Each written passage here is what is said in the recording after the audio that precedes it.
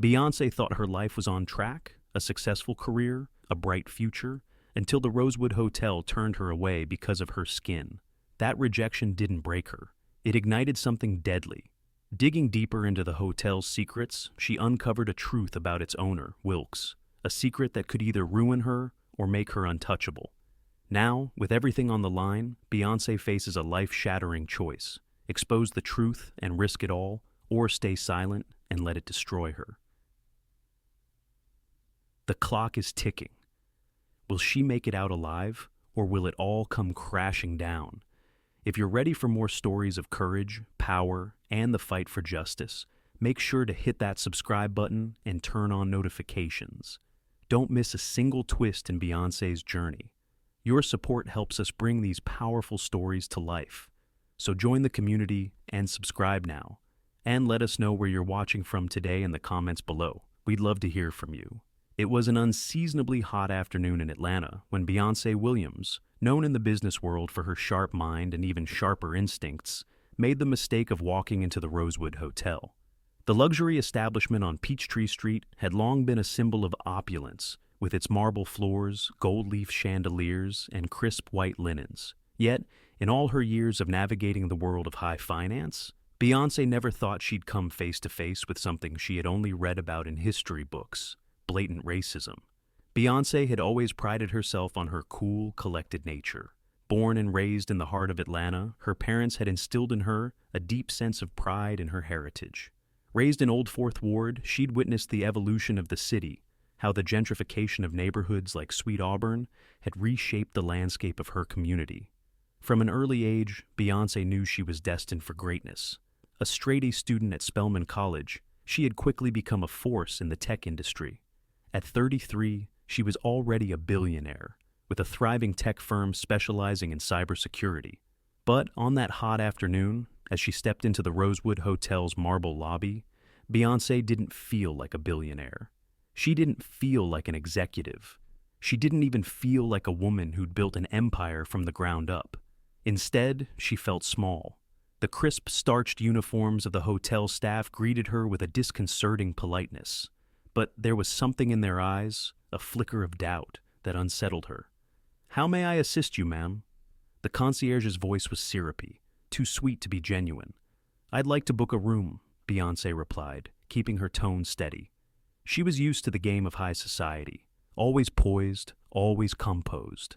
The concierge's smile faltered, just slightly, before he glanced at his colleague, who was discreetly watching them from the front desk. Beyoncé could feel their gaze on her, assessing her, scrutinizing her. She had dealt with her share of discrimination, but this was different. This was the kind of rejection that wasn't even thinly veiled. It was blatant, ugly.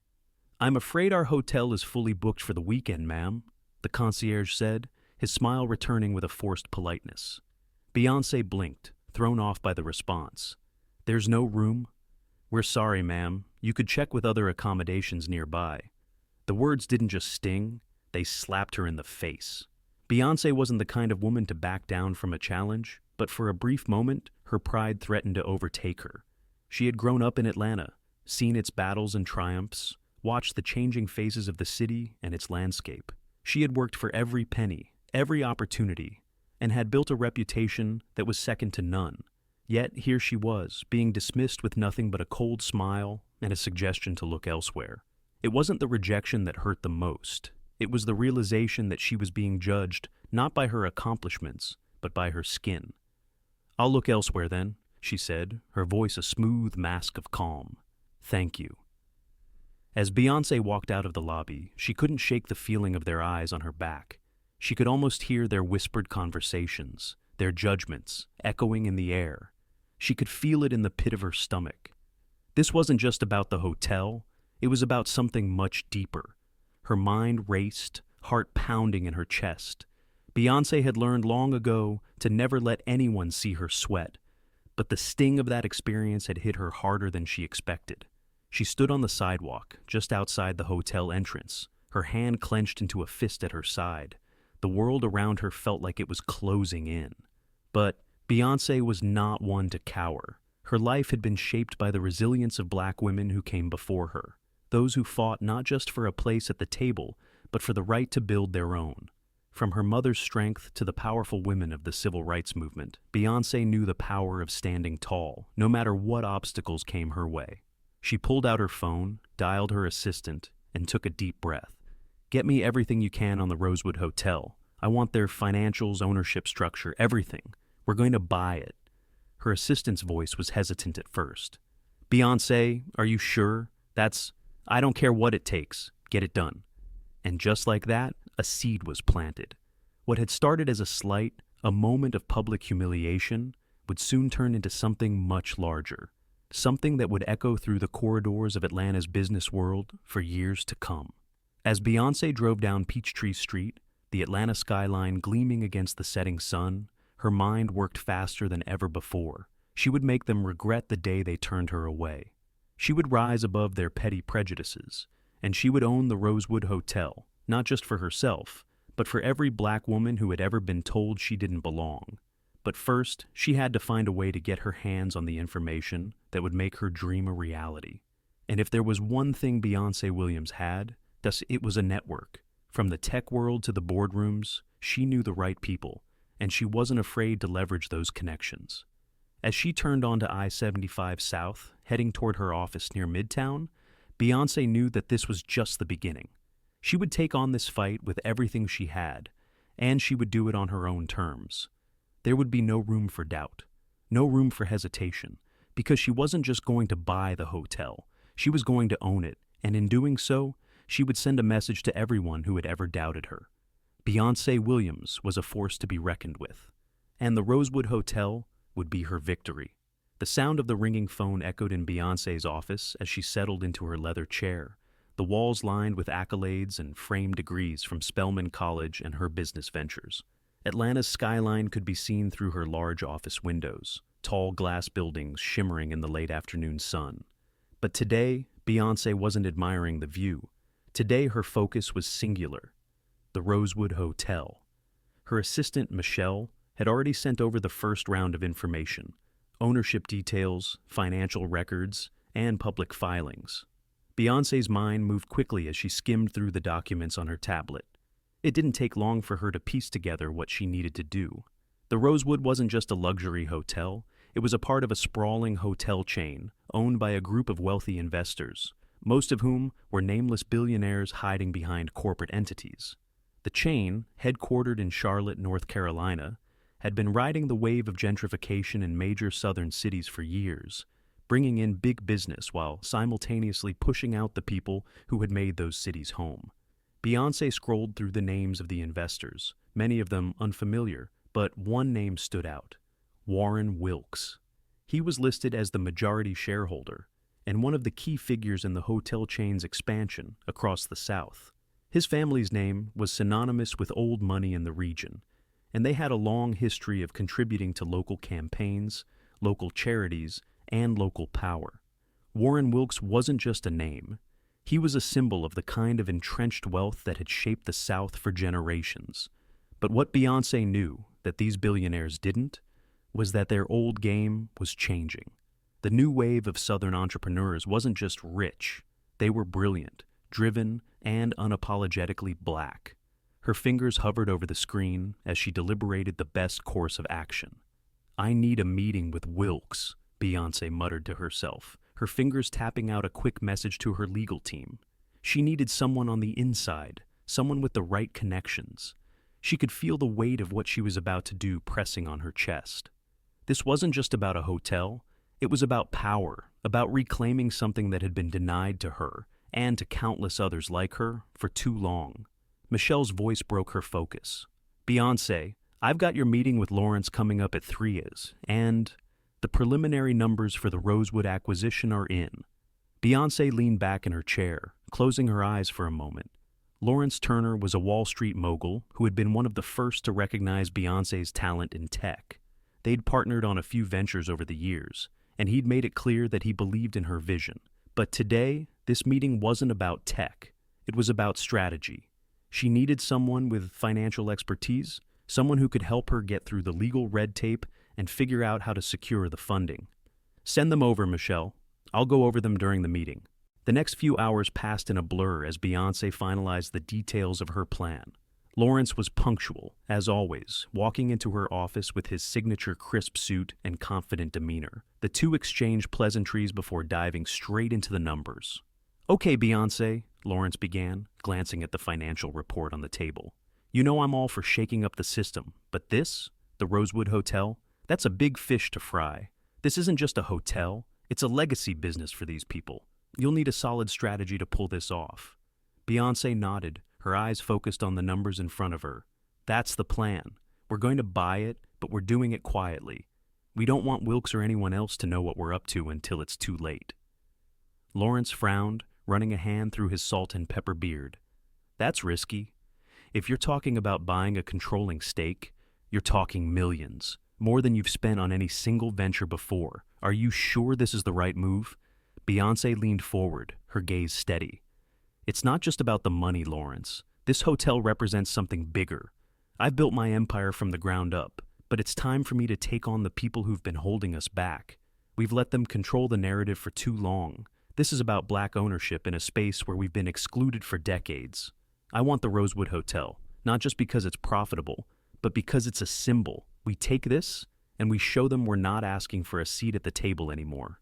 We're building our own." Lawrence's eyes narrowed, a knowing smile tugging at his lips. "You're always thinking 5 steps ahead, aren't you?" "I have to. I didn't get here by playing small," Beyoncé replied with a quiet confidence that reflected the resolve she felt deep in her bones. The meeting went on for another hour, discussing strategies, potential risks, and the intricacies of corporate law. By the time Lawrence left her office, Beyoncé had a clear path forward. She would buy the Rosewood Hotel, not through traditional means, but by leveraging her tech empire's valuation, securing a loan from investors who shared her vision, and using her personal brand to generate publicity that would force the Wilkes family to sell. It wasn't the safest approach, but Beyoncé had never been one to play it safe. The next few days were a whirlwind of calls, meetings, and paperwork. Beyoncé worked her way through the legalities, utilizing every resource at her disposal, making calls to friends and colleagues who had expertise in mergers and acquisitions. By the time she stood in front of the mirror in her penthouse apartment on the edge of Buckhead, staring at her reflection, she was no longer just Beyoncé Williams. She was a woman on a mission, driven by a purpose that went beyond just business. It was about reclaiming a piece of history. She looked down at the files in her hand, the weight of her decision settling in. She was about to take a leap that could change everything. The Rosewood Hotel had rejected her, but what they didn't know was that rejection was the fuel for her fire, and she was about to turn that fire into something they could never imagine. As she made her way to the elevator, her phone buzzed with an alert. The deal had been set in motion. The first round of funds was secured. The countdown had begun. She walked out the door with a single thought. This was just the beginning.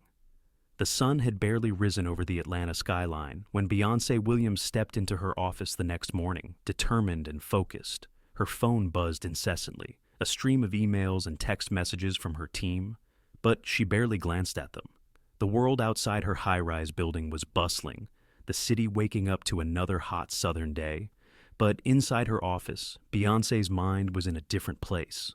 She was preparing for a battle, and in her world, battles were won with strategy, foresight, and ruthless determination.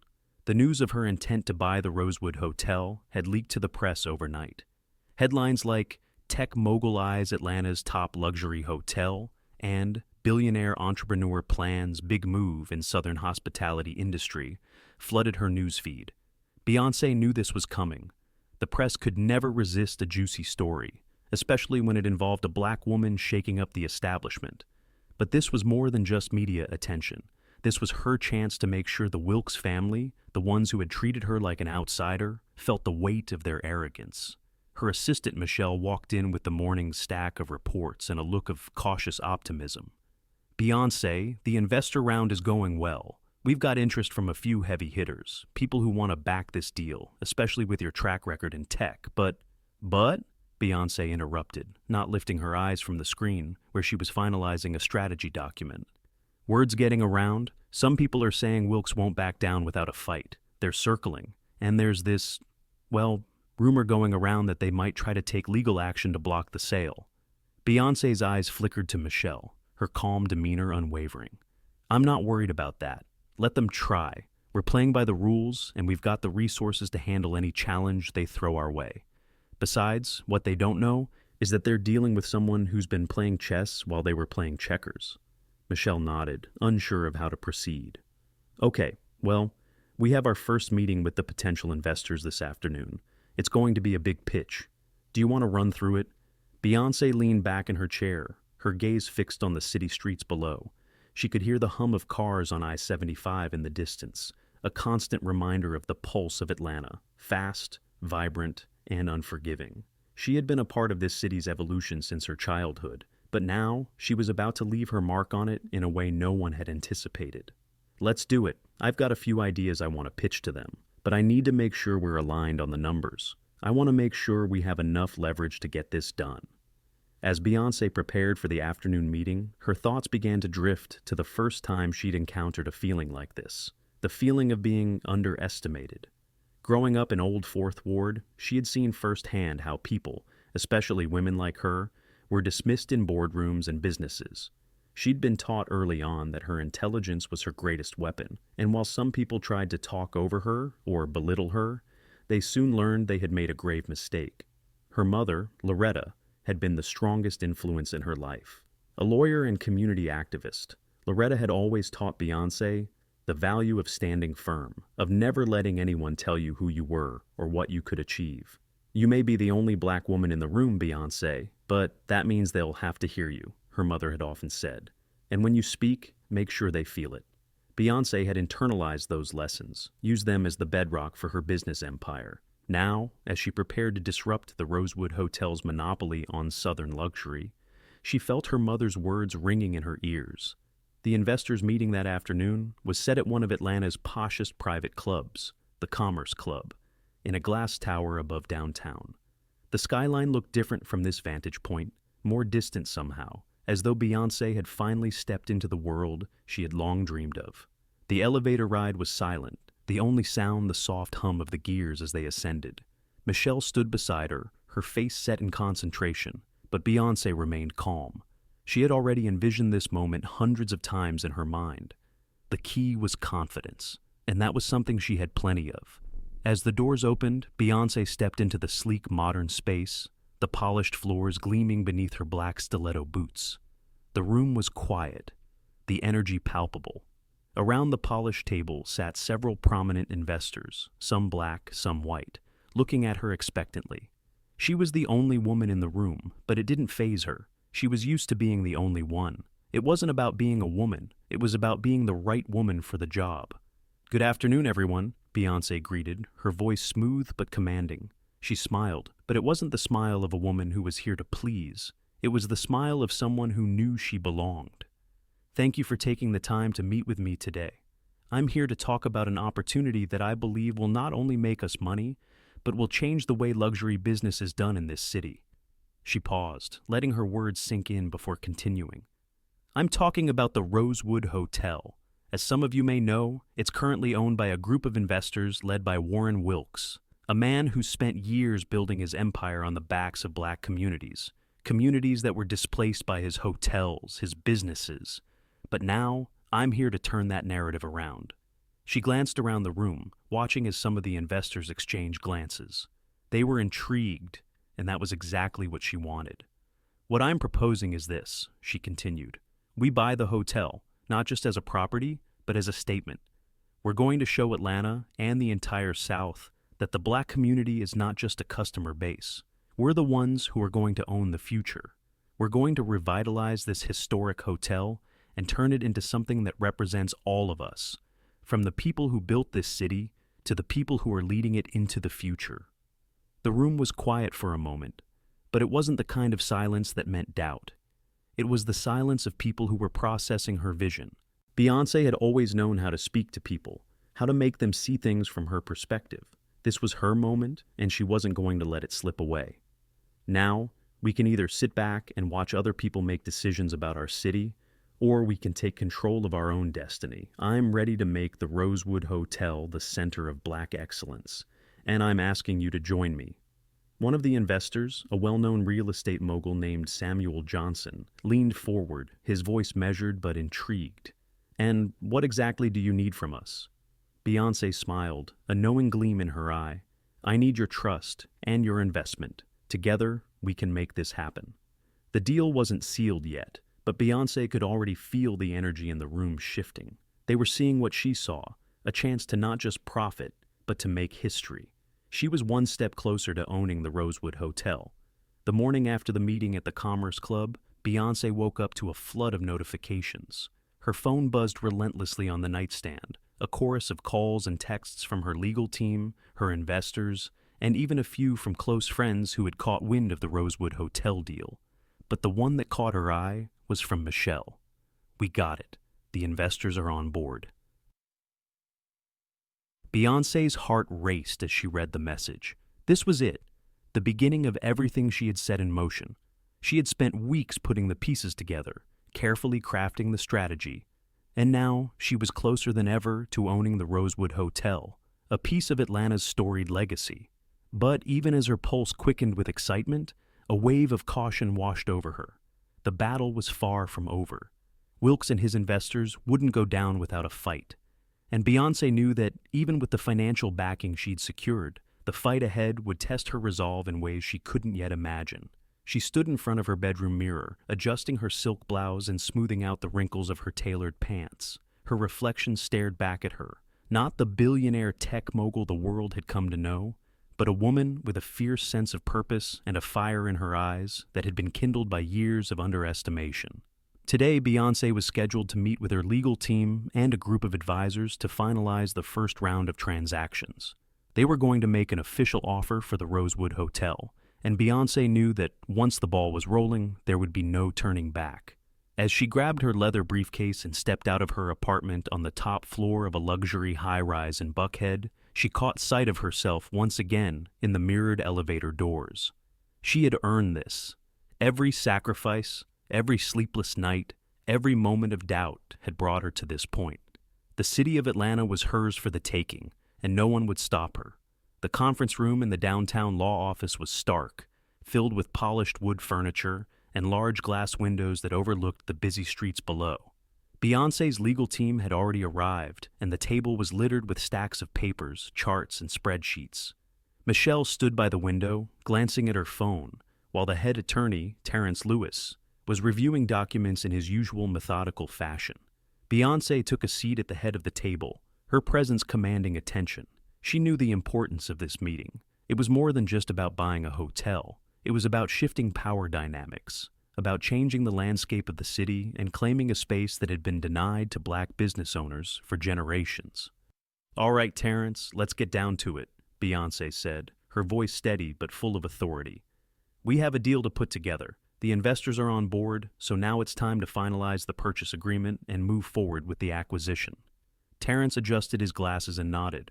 "We've gone through the numbers. It looks like the Wilkes family is trying to hold on to the hotel, but the pressure is mounting. They know their grip on the city is slipping, and you've positioned yourself as a viable buyer with the financial backing to make this happen."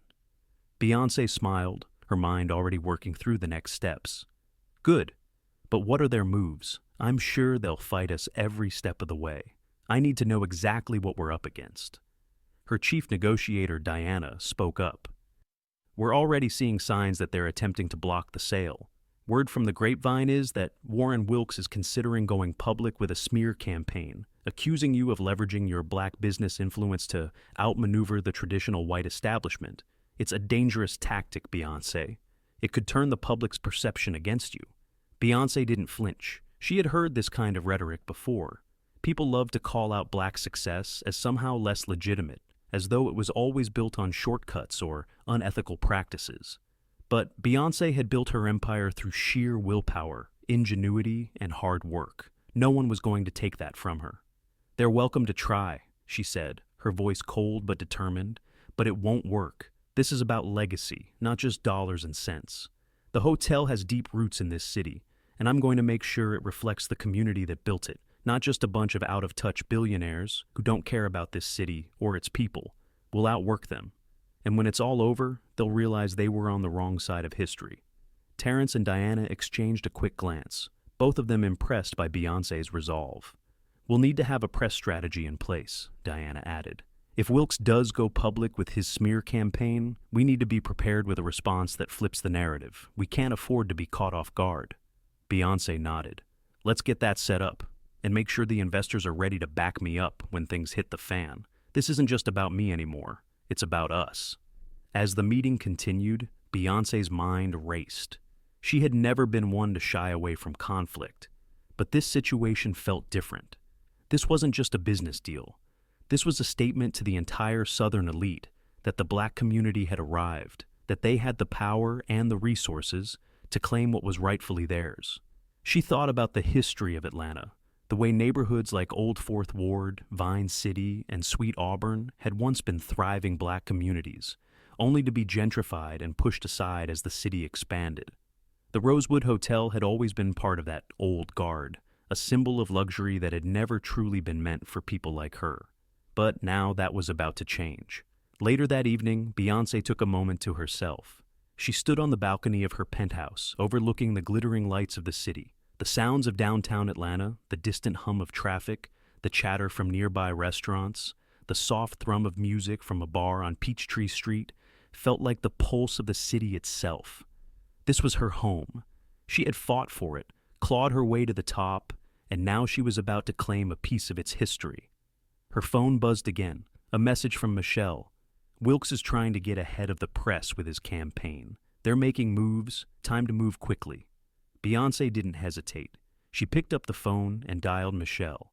"Prepare the statement. We need to get ahead of this."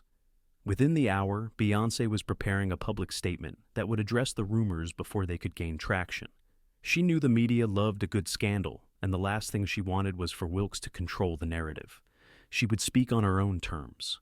When the press release was sent out the next morning, Beyoncé's words were clear. "The Rosewood Hotel is a historic piece of Atlanta. I intend to honor that history by making it a space where the Black community not only stays, but thrives. This acquisition is about taking control of our own legacy and ensuring that our contributions to this city are not erased by forces that do not understand or respect our power." The statement sent shockwaves through the media. Within hours, the story was everywhere.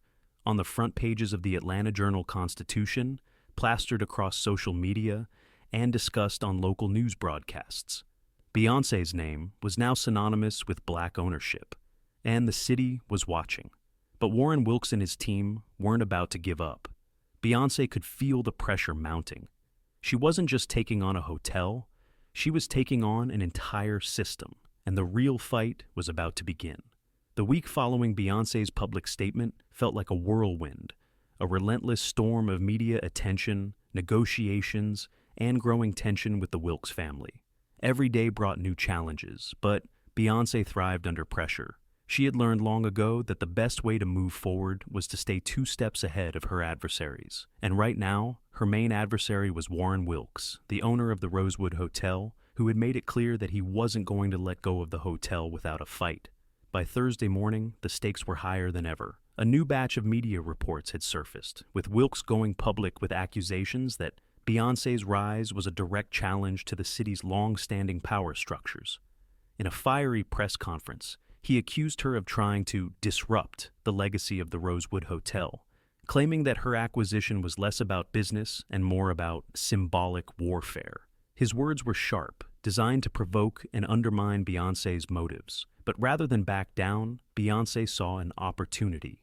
She wasn't here to fight on his terms. She was here to change the game entirely. So instead of retreating from the media, she doubled down. Her legal team had already prepared a counter-strategy, but Beyoncé was ready to speak directly to the people of Atlanta. That afternoon, she called an impromptu press conference at her downtown office, a modern space with floor-to-ceiling windows that offered sweeping views of the skyline.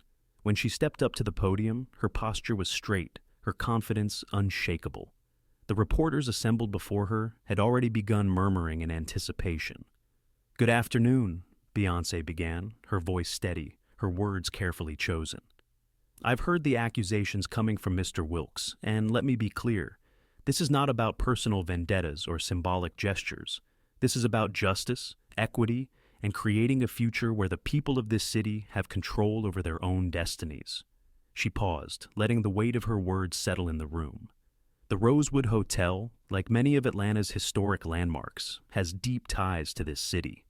It's not just a hotel, it's a piece of the community's soul, and for too long, it has been run by individuals who are more interested in maintaining a monopoly on luxury than in uplifting the people who have built this city, Black people, who have been left out of the very spaces we've helped to create.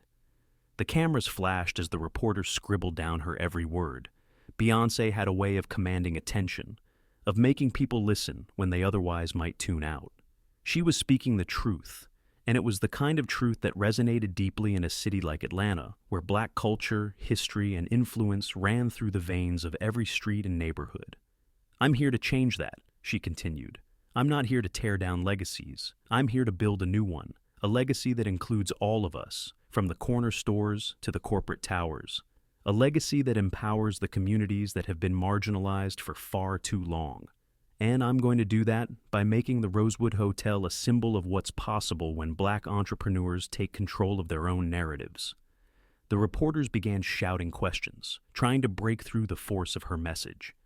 Beyoncé held up her hand, silencing the room with nothing more than a gesture. "I understand Mr. Wilkes wants to play the role of the victim, but here's the truth. The only victims are the generations of Black families who have been displaced, whose neighborhoods were bulldozed, whose stories were erased in the name of progress. This fight is about justice, not about a power struggle between two wealthy men." With that, she walked away from the podium, leaving the room buzzing with the weight of her words. Beyoncé knew this would shake things up. Wilkes would respond, but this time, she had positioned herself as the voice of the people, the one who spoke for those who had never been given a seat at the table. And now, her message had been heard loud and clear. She wasn't backing down, and neither were the people who believed in her. Later that evening, Beyoncé sat in her office, the glow of the city's lights casting shadows on the walls around her. She was alone, save for Michelle, who stood at the door, watching her carefully. "That was powerful," Michelle said, breaking the silence. "You really hit him where it hurts." Beyoncé didn't smile. She didn't feel the need to. "This is about more than just him. It's about every Black family that's ever been pushed aside.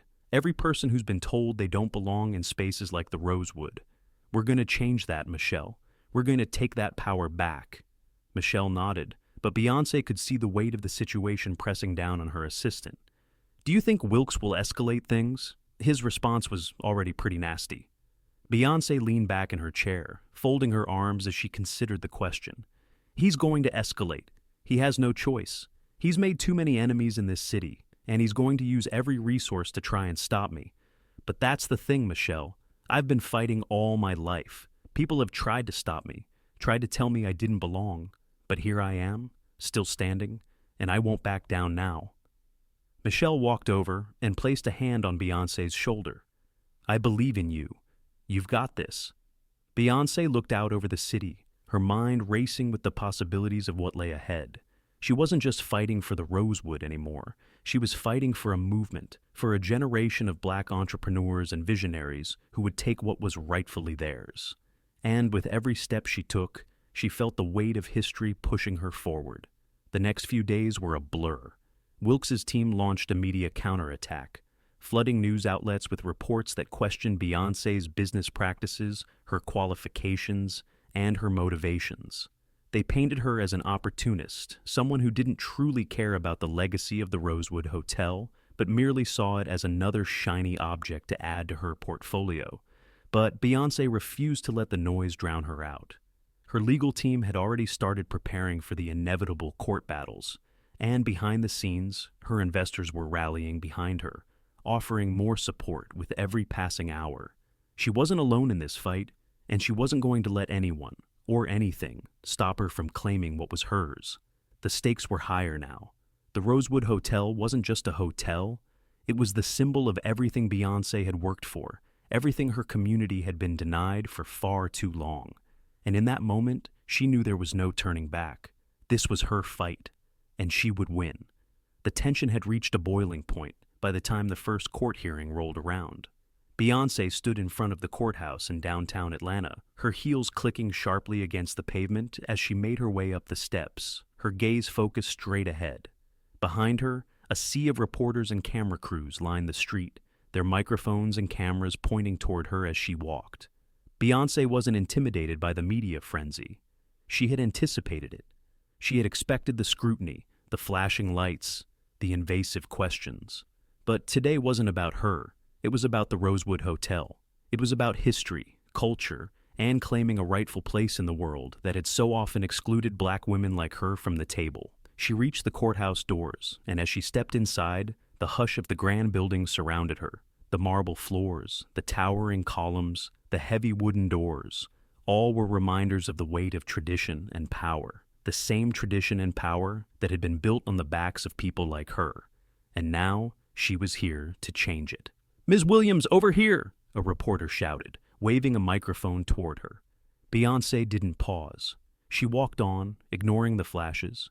There would be time for interviews later. She had a case to win. Inside the courtroom, the atmosphere was tense, almost palpable. The room was filled with lawyers, investors, and various stakeholders, all taking their seats in anticipation of what was about to unfold. Beyoncé's legal team was already seated at the front, strategizing for the battle ahead.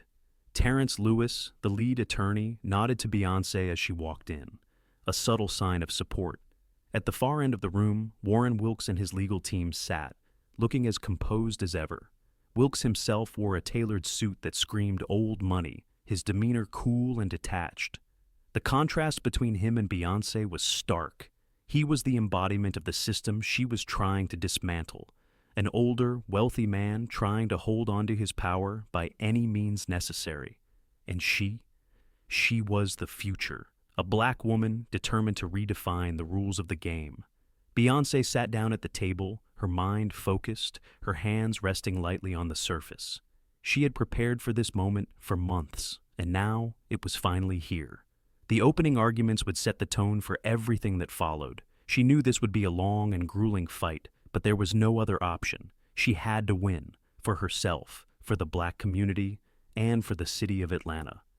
"Court is now in session," the judge called from the bench, a stern woman in her mid-50s with a non-nonsense reputation. Judge Daniels was known for being fair but firm, and Beyoncé had no doubt that she would be as impartial as possible. It was a good thing. Beyoncé needed the law on her side now more than ever. The proceedings began with opening statements. Warren Wilkes' attorney, a slick man named Howard Briggs, stood and made his case first. "Your Honor," Briggs began, his voice oozing with confidence, "we are here today to stop the reckless acquisition of a historic landmark by an individual with no ties to this city's heritage. Ms. Beyoncé Williams is, at best, a stranger to Atlanta, and at worst, a corporate raider looking to strip away the soul of the Rosewood Hotel for the sake of profit. This acquisition is not about preserving the history of the hotel. It is about turning it into another gentrified investment for her own gain." Briggs paused, letting his words settle in the room. The message was clear. This wasn't about fairness. This was about attacking Beyoncé's legitimacy, questioning her motivations. He was trying to paint her as someone who didn't care about the Rosewood's legacy, as though she was only interested in turning the hotel into just another line on her balance sheet. But Beyoncé wasn't going to let that narrative stick. When it was her turn, she stood, her presence commanding the room. She glanced over at Wilkes, who was already looking at her with disdain, before turning back to face the judge. "Your Honor, what Mr. Briggs fails to acknowledge is that the Rosewood Hotel has never been a true part of this community," Beyoncé said, her voice calm but firm. "It's always been an exclusive space, accessible only to a certain type of person, people who look like Mr. Wilkes and his investors. It was built to cater to a crowd that didn't see the value in black businesses, in black people, in the neighborhoods that are just blocks away from here." She paused for effect, her eyes sweeping over the room, making sure everyone was listening. "But what this hotel, and this city, needs is someone who understands its real legacy. A legacy that includes every black entrepreneur, every black family, every person who has had to fight tooth and nail just to be seen. I don't need to prove my commitment to this city. I'm from here. I've fought here. And I will continue to fight, not just for myself, but for the people who have been left out of the conversation for too long. Beyoncé's words hung in the air, each one carrying the weight of everything she had worked for, everything she believed in. She wasn't just fighting for the Rosewood Hotel anymore. She was fighting for every black person who had been shut out of spaces like this. And she knew the road ahead wouldn't be easy, but she was ready for whatever came next. Briggs didn't have a chance to respond immediately. The judge raised her hand, signaling that it was time for a break. The room buzzed with whispered conversations as people filtered out of the courtroom, but Beyoncé remained seated, her eyes fixed ahead, her mind already processing the next steps. Michelle slipped into the seat next to her, a slight look of concern on her face. "Beyoncé, that was powerful," she said. "But you know Wilkes is going to come after you harder now, right? You've just made this personal." Beyoncé turned to her, her expression unwavering. "Let him. He can't stop me. He's fighting for a system that's already crumbling. I'm fighting for something that's bigger than just me, Michelle. This is for every black person who's been overlooked, pushed aside, or told they didn't belong." Her assistant nodded, clearly admiring Beyoncé's resolve. "I get it, but we've got to be ready for whatever comes next. If he's willing to go this far, we need to be prepared for the worst." Beyoncé sighed, her fingers tapping rhythmically against the table. "I've always been prepared for the worst, but I'm not backing down now. This fight is far from over, and I'm in it until the end." As the day wore on, Beyoncé could feel the weight of the battle settling in. The hearing had just begun, but the stakes had already been set. Warren Wilkes wasn't just trying to protect his business. He was trying to protect his place in a system that had worked in his favor for decades. Beyoncé, on the other hand, was fighting for something that couldn't be taken from her: her community, her legacy, and her right to stand in spaces that were never meant for people like her. And as she left the courthouse that afternoon, the world was watching, and Beyoncé Williams was ready to show them all that no one could stop her. The following days felt like a fever dream, the courtroom drama unfolding with unexpected twists and turns. Beyoncé's every move was scrutinized, every word dissected by the media. The fight over the Rosewood Hotel had become more than just a legal battle.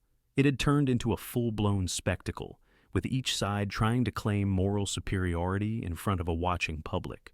By the time the second week of hearings began, Beyoncé had become a symbol of something much larger. The streets of Atlanta buzzed with whispers about her, and the local news stations were filled with debates over who had the right to control a piece of the city's history. Some hailed Beyoncé as a hero, a woman who was reclaiming what had been stolen from black communities for generations. Others, like Wilkes, painted her as an opportunist, a threat to the status quo. But Beyoncé wasn't concerned with the headlines. She was focused on the case and the case alone. She knew that if she let the outside noise consume her, she would lose sight of the goal. This wasn't just about the Rosewood Hotel. It was about building something greater, something that would endure long after the courtroom drama had ended. As the week progressed, the legal battle became more intense. Warren Wilkes' team dug into Beyoncé's past, trying to find any chink in her armor, any piece of her history they could twist to undermine her credibility. They scoured through her business ventures, her personal life, and even her family's history, hoping to catch her in a lie, or better yet, expose her as a fraud. But they came up empty. Beyoncé had built her empire with integrity, brick by brick, and she wasn't about to let them tear it down now. One afternoon, as Beyoncé sat at her desk reviewing case documents, her phone rang. She glanced at the screen and saw that it was Michelle calling. A sense of unease washed over her. It had been a few hours since they had last spoken, and Michelle had sounded anxious earlier. "Hey, Beyoncé, you need to see this." Michelle's voice crackled through the line. Beyoncé sat up straighter. "What's going on?" "It's Wilkes. He's making his move. He's offering a public settlement, saying he'll sell the hotel to you, on the condition that you drop all legal action and walk away." Beyoncé paused, the weight of Michelle's words sinking in. A settlement? It wasn't unexpected, but it was a little too convenient. Wilkes had never been one to back down easily, and suddenly he was offering her a way out. It didn't sit right. "Have they made it public?" Beyoncé asked, her voice sharp with suspicion. "Yeah. News outlets are already reporting it. He's positioning himself as the reasonable one, trying to paint you as the one dragging this out. He's offering a peaceful resolution. You need to decide if you want to respond." Beyoncé felt a knot tighten in her stomach. She had anticipated moves like this from Wilkes, tactics designed to make her look like the aggressor, the one disrupting the flow of business. But she couldn't let him control the narrative. Not now, not after everything she'd fought for. "I'm not walking away from this, Michelle," Beyoncé said firmly. "This isn't just about the hotel anymore. It's about showing this city, this country, that black people can own and control spaces like this. It's about making sure our voices are heard and respected." Michelle was quiet for a moment, letting the weight of Beyoncé's words hang in the air. "I know. I'm just worried that if we keep pushing, it's going to get uglier." Beyoncé's resolve only hardened.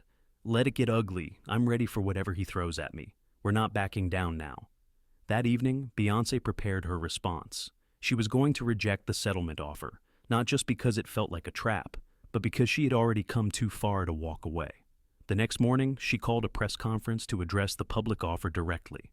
Standing before the cameras in the same room where she had made her bold statement weeks before, Beyoncé took a deep breath and spoke with the same level of conviction that had become her trademark.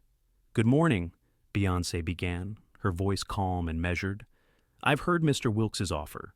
He wants to sell the Rosewood Hotel to me, but only if I drop my legal action and walk away from the fight. He wants to frame this as a peaceful resolution. But let me be clear.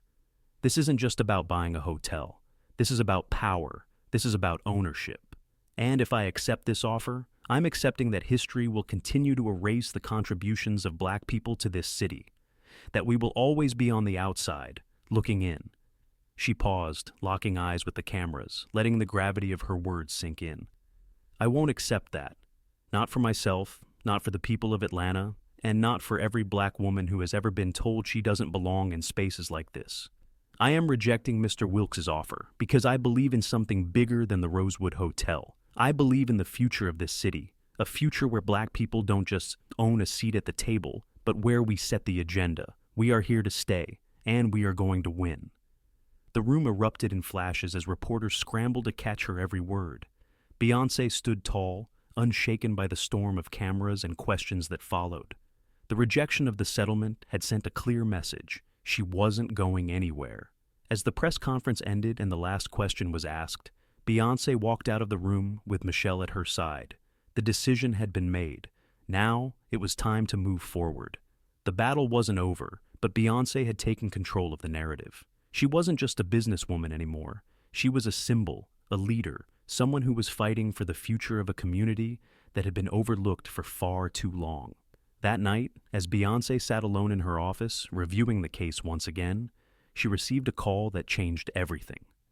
"Ms. Williams, it's Judge Daniels," the voice on the other end said. "I need you in court tomorrow morning. There's been a development." Beyoncé's heart skipped a beat. A development? Was it the judge's decision? Or had Wilkes made a last-ditch effort to settle this in his favor? "I'll be there," Beyoncé said, her voice steady despite the nerves bubbling inside her. Tomorrow would be the day the fate of the Rosewood Hotel was decided, and Beyoncé was ready. She had come this far, and she wasn't about to stop now. The morning of the hearing, Beyoncé stood outside the courthouse, her hand resting on the cool metal railing of the steps, looking out across the hustle and bustle of downtown Atlanta. The city felt alive, pulsing with energy, as if it was holding its breath, waiting for the outcome of the case that had captivated its people for weeks.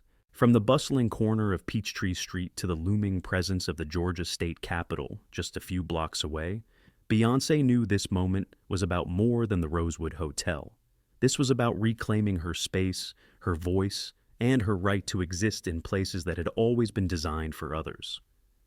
"You're ready, sis," Michelle said, walking up beside her and handing Beyoncé a cup of coffee. Michelle had become her rock throughout this battle, a steady presence in the whirlwind of meetings, court dates, and press conferences. Beyoncé took the coffee but didn't speak right away. She was thinking of everything that had led her here, her childhood in Old Fourth Ward, where she had seen the impacts of gentrification up close. How her mother, a small business owner, had struggled to make ends meet while watching the neighborhood she loved slowly disappear. The memories felt raw now, sharper than ever. "Yeah, I'm ready," Beyoncé said, her voice firm, but there was a flicker of vulnerability in her eyes. Michelle smiled knowingly. "You've been ready for this your whole life." They walked into the courthouse together.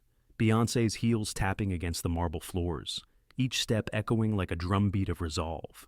She was walking into that courtroom, not just for the hotel, but for her family, for her community, and for the future she wanted to build for herself. This wasn't just a legal battle, it was personal.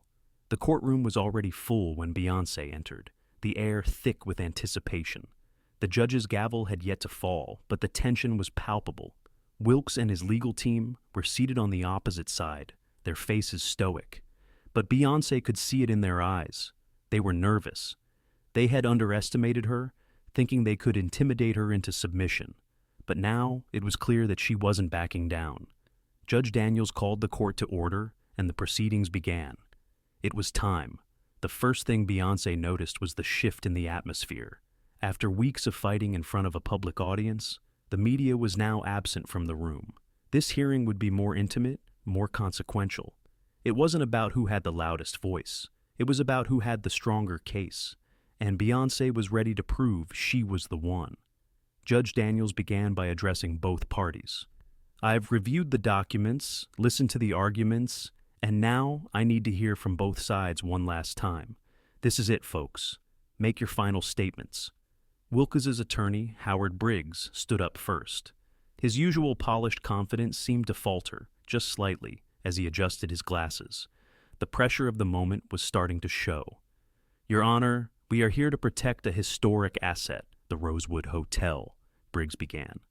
"This hotel represents a part of Atlanta's history that has served the city and its patrons for decades. Ms. Williams may have financial backing, but she lacks the respect for the legacy of this hotel and the community it was built for." He paused for effect, scanning the room as though looking for validation from the judge. "Ms. Williams intends to turn the Rosewood into another gentrified investment that will cater to outsiders. She has no real connection to this city and no respect for the cultural impact this hotel has on the people who have relied on it for generations. We urge the court to reject her acquisition, as it would result in the erosion of the cultural fabric that makes this city unique."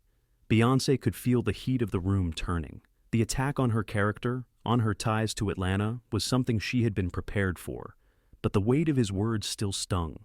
Her connection to the city, to the Rosewood, wasn't just an abstract notion. It was deeply personal. She could see the faces of her family in her mind, the faces of the black people who had struggled just to keep their businesses alive in a rapidly changing city. When it was her turn, Beyoncé stood, the room falling silent in anticipation. She looked across the room, her eyes meeting Wilkes's, who was watching her with an air of contempt. His team was quiet now, seemingly aware that this would be her moment to counter everything they had said. "Your Honor," Beyoncé began, her voice strong and unwavering, "I stand before you today as a product of this city, of Old Fourth Ward, of Sweet Auburn, of every neighborhood that has been swallowed up by gentrification, displacement, and erasure. I was born and raised here. I've spent my entire life fighting for space in a system that wasn't built for people who look like me." She took a moment to let the weight of her words sink in, before continuing. "The Rosewood Hotel is not just a building. It's a symbol of everything that's wrong with how this city and this country have treated black people for generations. For years, it has catered to the wealthy and the powerful, while ignoring the needs and the contributions of the black community. When I was rejected from its doors, it wasn't just a hotel turning me away. It was Atlanta. It was the city telling me that no matter how hard I worked, no matter how much I achieved, there would always be a place where I didn't belong." The room was still, every eye on Beyoncé. She could hear her heartbeat in her ears, but she didn't let it falter. "But that's not how it's going to be anymore. I'm here to make sure that black people, especially black women, have a place at the table. I'm here to make sure that black communities can thrive and own the spaces they've been excluded from for far too long. My goal isn't to destroy the legacy of the Rosewood. My goal is to ensure that the legacy of this hotel reflects the true history of Atlanta, the history of black people in this city. My goal is to give the people who have been left behind the opportunity to stand in a place that they were once told they could never enter." She paused, letting her words settle over the courtroom like a heavy rain. "I am not an outsider to this city. I am this city, and I am here to stay. And I will fight with everything I have to make sure that the Rosewood Hotel belongs to all of us, not just the ones who have always had power. It's time to change the narrative. It's time to take back what is rightfully ours. Beyoncé's words echoed in the silence of the courtroom. Her statement wasn't just a defense, it was a call to action. It wasn't just about the Rosewood Hotel anymore. It was about a movement that extended far beyond this one building, this one fight. Judge Daniels sat quietly, taking in everything Beyoncé had said. Her expression was unreadable, but Beyoncé could feel the weight of her gaze. This was the moment that could define everything. The judge cleared her throat, signaling that the hearing was adjourned. "We will reconvene tomorrow for a final decision," she said. "Thank you." The room erupted in movement, but Beyoncé remained rooted to the spot, her mind racing. The next day would bring the final decision. She wasn't sure what the outcome would be, but she knew one thing for certain. She had given it everything. The night between the hearing and the final decision felt like an eternity to Beyoncé. She had barely slept, her mind racing with every possible outcome, every consequence of the judge's ruling. She thought about all the people who had supported her, family, friends, and the countless strangers who had reached out to her on social media. Their words of encouragement flooded her thoughts, giving her the strength to keep going. But there was no denying it. The weight of the moment was suffocating. She sat in her office the night before the final decision, staring at the view of the Atlanta skyline through the window. The lights of the city twinkled in the distance, casting a soft glow over the streets below. She thought of the years of hard work, the sacrifices she had made to get to this point, the way she had been turned away by the very hotel she was now fighting for, and the way it all seemed to come full circle in a way she had never imagined. Michelle had left her hours ago, promising to check in the next morning before they headed to the courthouse. But Beyoncé couldn't shake the feeling that everything was on the line. This wasn't just about business. It wasn't just about owning a hotel. It was about changing the very fabric of the city she loved, of proving that Black women could not only dream big, but could achieve those dreams despite all the barriers placed in front of them.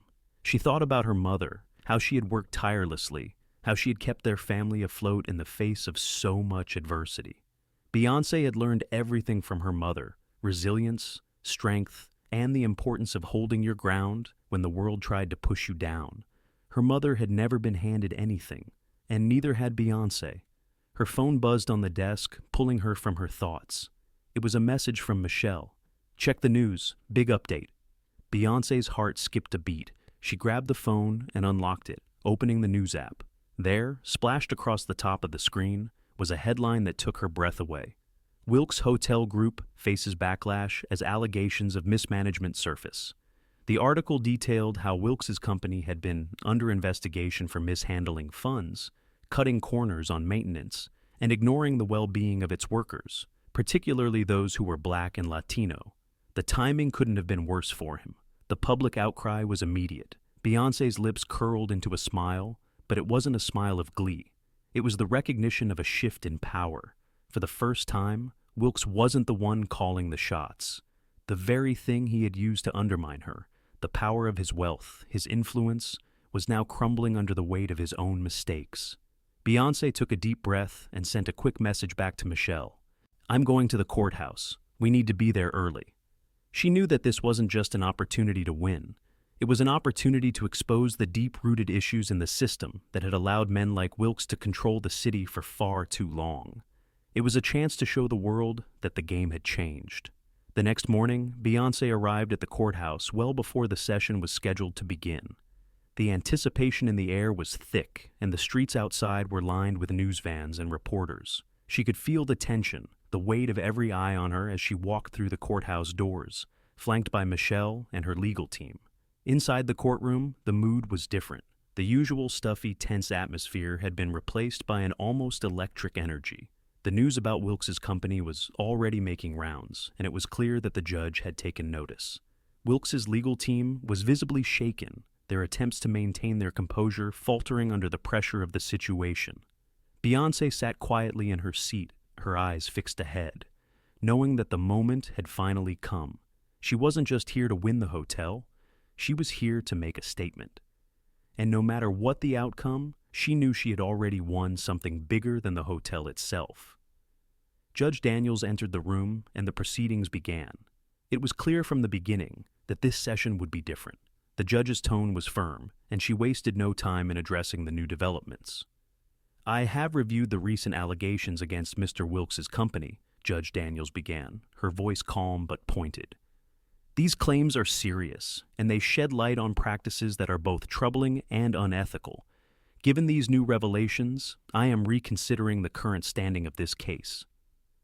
Beyoncé sat up straighter, her heart pounding in her chest. She had expected the judge to take the allegation seriously, but hearing her acknowledge it so openly gave Beyoncé a renewed sense of hope. This wasn't just about the legalities of ownership. It was about justice. Wilkes's attorney, Howard Briggs, stood quickly trying to regain control of the situation. "Your Honor, we believe these allegations are unfounded and not relevant to this case.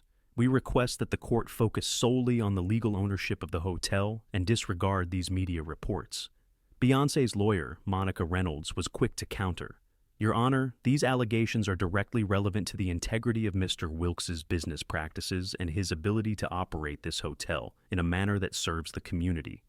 If this court is to consider the question of ownership, it must take into account the actions of the current management."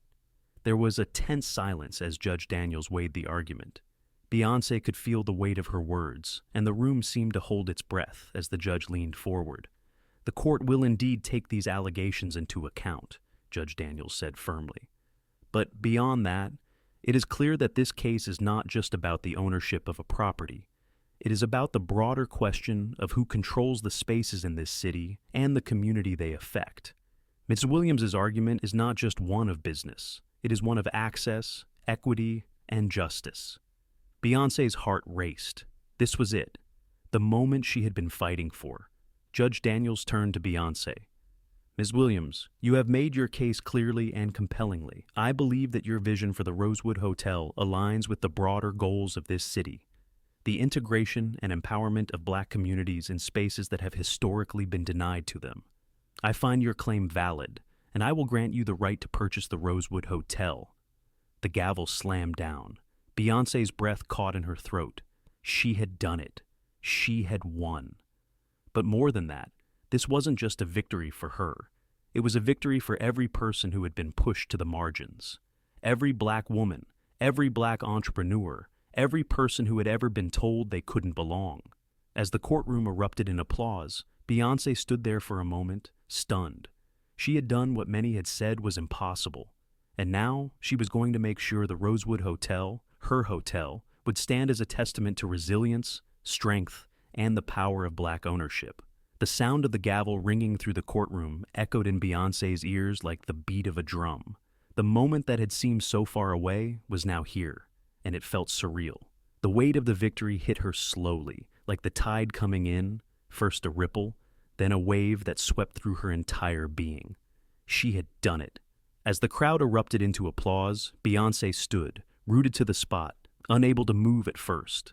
Her heart pounded in her chest, her breath coming in sharp gasps as she processed what had just happened.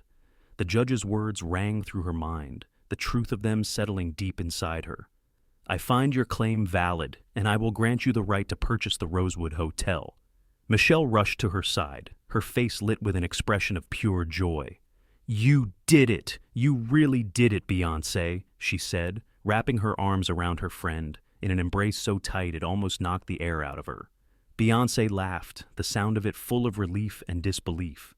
"We did it," she corrected, pulling back to look Michelle in the eye. "We all did it. You've been with me every step of the way." Michelle grinned. "Every step, every late night, every court date. I told you this was our fight, and we won. I'm so proud of you." Beyoncé smiled, but her eyes were fixed on the judge, who had begun gathering her papers. The finality of the ruling was still sinking in, and as the room around her began to settle, she realized that the fight wasn't really over. It was just beginning. It was late that night, before Beyoncé finally allowed herself to exhale fully. She was at her apartment in Buckhead, the city's skyline twinkling outside her window. She sat at her kitchen table, a glass of wine in hand, staring at the contract papers in front of her. The ownership agreement for the Rosewood Hotel. The weight of the pen in her hand felt heavier than she expected as she signed the papers, finalizing the deal. As she pressed the pen to the line, a rush of emotions surged through her: pride, gratitude, exhaustion, but also anticipation. She had just signed away a piece of history, but it wasn't the history of the past. It was the history she was about to create. Her phone buzzed again, snapping her back into the moment. It was a text from her mother. "I saw the news, baby girl. You did it. I'm so proud of you. Always remember, you were born to make history." Beyoncé stared at the message for a long moment, her throat tightening. She had always wanted to make her mother proud, to show her that all the sacrifices her mother had made, everything her family had endured, had not been in vain. And now, as she looked out at the city, she realized how much it had shaped her, and how much she had shaped it in return. Atlanta was changing, and Beyoncé was a part of that change. She sent a reply, her fingers shaking as she typed, "I couldn't have done it without you, Mom. This is for us, all of us." The next few weeks were a blur of meetings, planning, and phone calls as Beyoncé and her team moved quickly to make good on their promises. The Rosewood Hotel was hers now, but it was more than just a business deal. It was a chance to transform a space that had once excluded her and her community into a beacon of what was possible when Black people took control of their own futures. Beyoncé walked through the hotel for the first time as its owner, the weight of the keys in her pocket, a tangible reminder of the journey she had taken to get here. The marble floors of the lobby gleamed beneath her feet, the golden accents in the chandeliers catching the light in a way that seemed almost celebratory. But despite the grandeur of the space, there was a sense of solemnity, of responsibility that Beyoncé carried with her. This wasn't just a hotel, it was the beginning of a new legacy. "Ms. Williams," a voice said, interrupting her thoughts. Beyoncé turned to see one of the hotel's longtime staff members standing in the doorway. She recognized him immediately, a familiar face she had seen during her visit all those months ago. "Mr. Daniels," Beyoncé said, offering him a warm smile. "How are you?" "I'm good, thank you," he replied, his voice tinged with an emotion Beyoncé couldn't quite place. "I just wanted to thank you for giving us a chance to stay, to see this place change. I've been here for nearly 20 years, and I've seen it all, but nothing like this." Beyoncé nodded, her chest swelling with pride. "I know what this place means to the people who've worked here, and I know what it means to the community. We're not just changing the hotel, we're changing the way people see themselves in this city." Mr. Daniels smiled, his eyes crinkling at the corners. "Well, you've got my support, Ms. Williams. You always have." Beyoncé's heart warmed at his words. This wasn't just about flipping a property. It was about preserving the dignity and the voices of the people who had been part of the hotel's history, even when they hadn't been given a seat at the table. Weeks later, the grand reopening of the Rosewood was everything Beyoncé had dreamed it would be, and more. The hotel had been restored, but it had also been reimagined. The once stuffy interior had been infused with the culture and vibrancy of the city, with local artists' works adorning the walls and menus showcasing the best of Southern cuisine. But more than just the physical changes, there was a palpable shift in the atmosphere. For the first time in years, it felt like a space where people like Beyoncé and the community that had supported her belonged. As she stood at the front of the hotel, surrounded by her team, friends, and family, the enormity of what she had accomplished finally hit her. She looked out at the crowd, her heart swelling with emotion. The fight had been long, and the road ahead was still uncertain, but this moment felt like the culmination of everything she had worked for. "Welcome to the new Rosewood Hotel," Beyoncé said, her voice carrying across the room. "This space is not just for the rich and powerful. It's for every person who has ever felt like they didn't belong. It's for the community that built this city, and for the generations that will come after us. This is your hotel, and I'm honored to share it with you." The crowd erupted in applause, and Beyoncé felt a tear slip down her cheek. She wasn't just the owner of the Rosewood Hotel. She was the owner of her future, of her destiny, and of a legacy that would inspire others to rise up and claim what was rightfully theirs. As the night wore on and the party continued into the early hours of the morning, Beyoncé stepped outside onto the balcony, taking in the view of Atlanta once again. The city stretched out before her, its lights twinkling like stars. She thought of everything that had led her here, every rejection, every obstacle, every moment of doubt, and she smiled. She had fought for this moment.